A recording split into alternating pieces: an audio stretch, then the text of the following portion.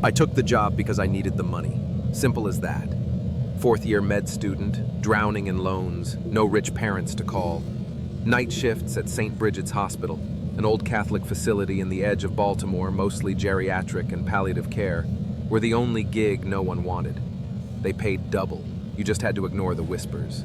They started on my first shift. Not people whispering, whispers in the walls. I told myself it was nothing. Old pipes, drafts. This place was a century old.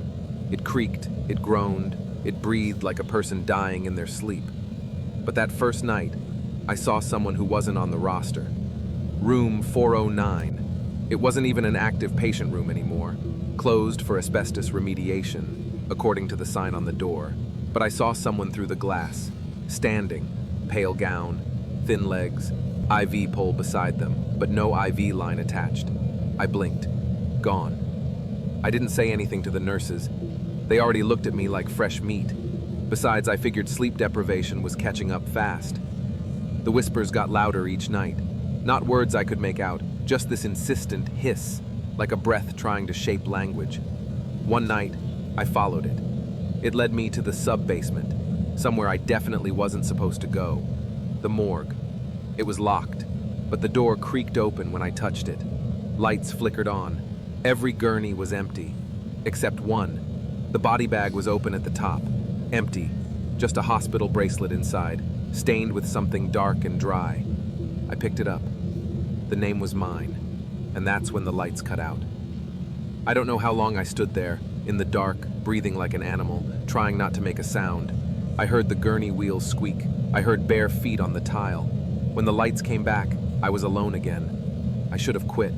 I should have left and never looked back. But I needed the money.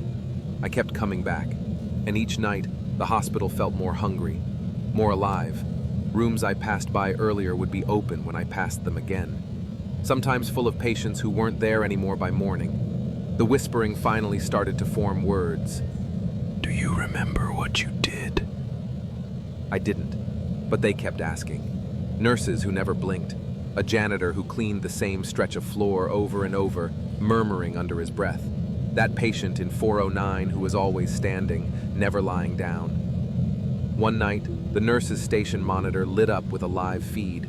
Room 409, me standing in the room. Only I wasn't there. I watched me turn and look directly into the camera. Then the feed went dead. I confronted the charge nurse. She just said, "No one ever comes back from 409. "I'm not sure what's real anymore. I keep hearing monitors flatline where no patients are hooked up. I see my face in reflections, but it's not right. I found my own chart last night, dated today. Time of death, 3:17 a.m. That's 10 minutes from now.